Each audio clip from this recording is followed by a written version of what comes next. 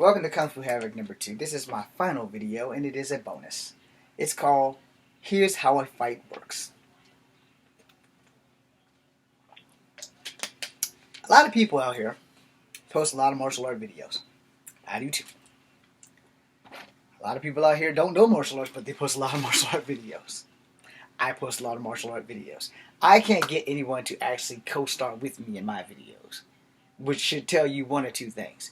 Either there's a lot of chicken shit people out here, besides the fact that COVID has everything on lockdown, or motherfuckers know I'm not the guy to fuck with. We'll go with both. But here's how a fight fucking works. You got two people who start off with a verbal conflict.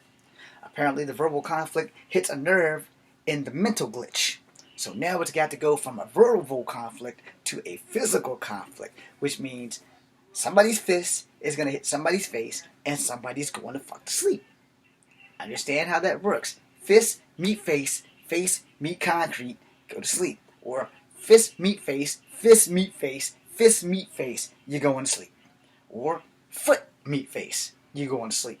See, the thing about fighting is two people actually have to swing a punch or throw a kick or an elbow or a knee to hit the other opponent and knock them the fuck out. Now, if you both are good fighters or you got good blocking and martial arts skills, the fight is going to last a good 3 to 5 minutes. Which is also, when you're doing it professionally, you have 3 5-minute rounds, or you have 5 3-minute rounds. It just depends on what league of fighting you are in. Which is also why when you have a wrestling match in wrestling, if you time the match, most of the matches go anywhere from 5 to 10 minutes. And the reason for that is cardio. Wrestlers have the best cardio on the planet because they have to move, they have to get the wind knocked out of them, they got to get the wind back into them, when they're getting body slammed and all this shit, they have been taught how to protect. Alright? So when you get body slammed, you take your bump, you take it flat. Alright? Sometimes accidents happen. People get hurt. In fights, if you get hurt, it is not a fucking accident. Somebody meant to beat the fucking shit out of you. It doesn't get any simpler than that, and I'm sorry if I've offended anybody with my words. But the truth of the matter is, if I hit you, I'm hitting you with bad intentions because I know that you're not hitting me to be my friend. You know, you're not. If you're hitting me and I'm hitting you, something has happened to lead up to this point. And one of us has got to win. Or one of us has got to lose, or we can both knock each other out in a freak accident. I'm praying for the win. I'm going for the win. And by me going for the win, it means I'm trying to break every bone in your fucking body just to make sure that you don't come back after me when this shit is over with. Then you're going to know I'm not the guy to fuck with.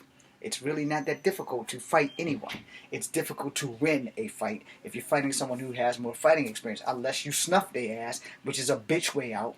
And you can't face your opponent face to face and you got to come around them and hit him in the face because you ain't man enough to square up with the motherfucker. Then you are not a fighter. Simple as that. You gotta sucker punch somebody, you ain't a fighter.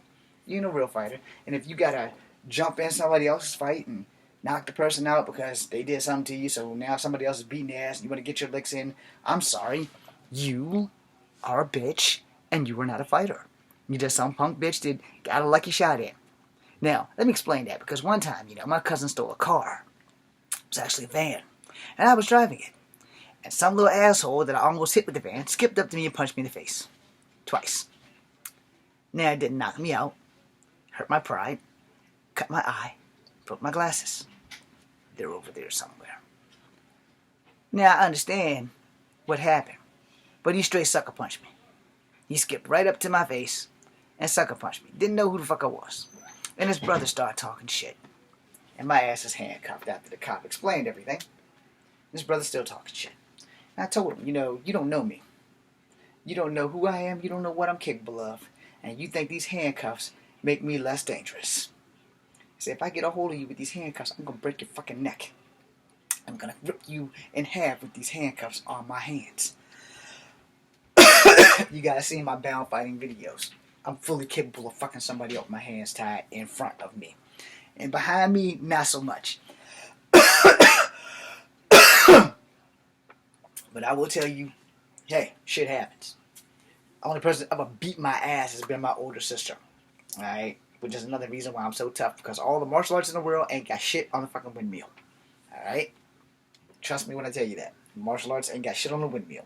The windmill is the most dangerous fighting style that you can ever learn in the universe. And women got that shit down packed. So, when you are getting hit, if you have a glass jaw, you're probably going to sleep. If you have an iron jaw, somebody got to work a little bit harder to fight you. If you got an iron body, somebody got to work a little bit harder to bring you down. And it happens. You will encounter people who was just tough as fucking rocks. You know? And you got to keep that shit in mind.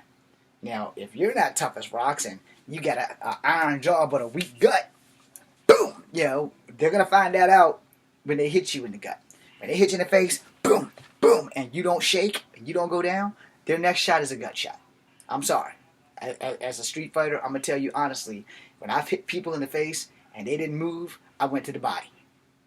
Because if they can't breathe, they can't hurt you. Now, when I said I had gotten into a fight when I was 15 with a 13-year-old Goliath, I take nothing from that 13-year-old Goliath. Understand, I was 15 and I was 5'1". He was 13 and every bit of 6'4". Every bit of 6'4". There was nothing short about this dude. And this shit didn't even have to happen. But we had been beefing before. And I had been scared of him. You know. Didn't really think I could beat his ass. And then I found out something. I found out he had asthma. Now I'll be first to tell you, when the fight broke down, I kicked him in his face and he didn't shake. I knew I was done. I was like, oh Lord, I'm going to fucking die.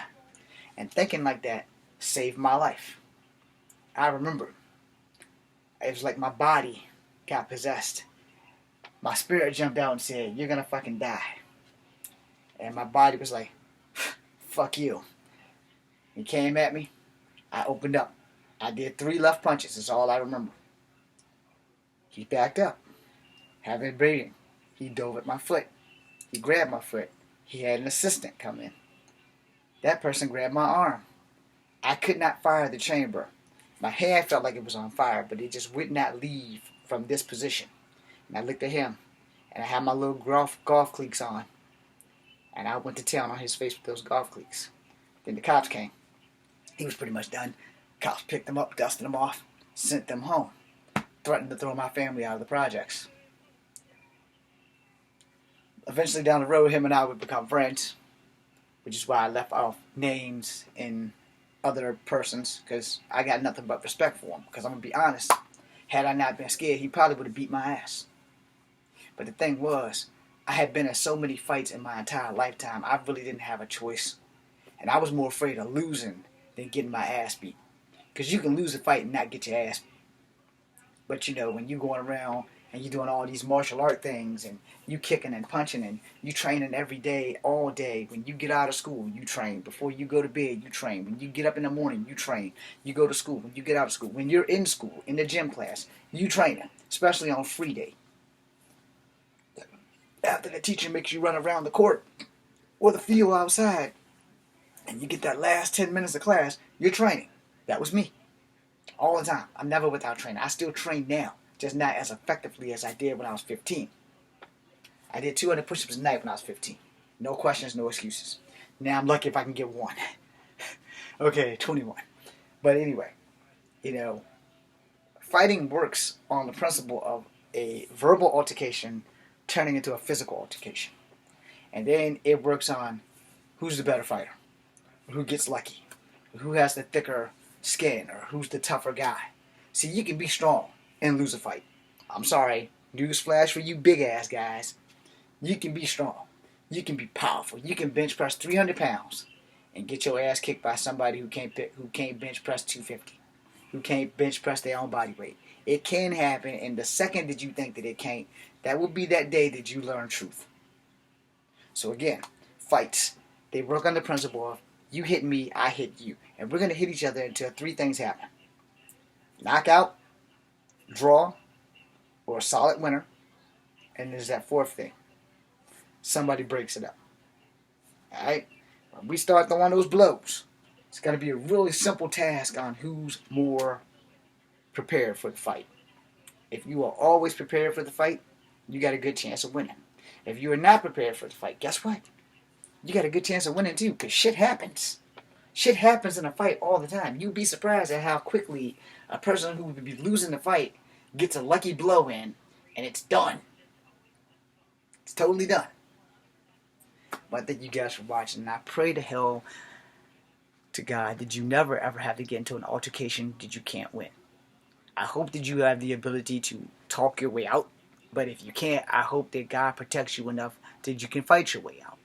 And if God can't protect you, then you damn sure better be able to protect yourself. Learn a martial art. Doesn't matter which one. Learn one and then start learning them all.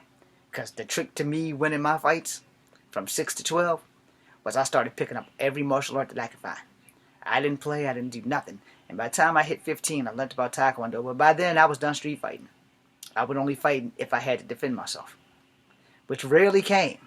Rarely came. And after that whole incident from being 15, after that, there was no more.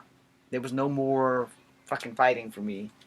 Even when the guy skipped up to me and tagged me in the face, the only reason why I didn't get to fight with him, I was trapped in the seatbelt. My eye was bleeding. But this is how fight works. A verbal altercation becomes a physical altercation. Toughest fighter, more likely gonna win.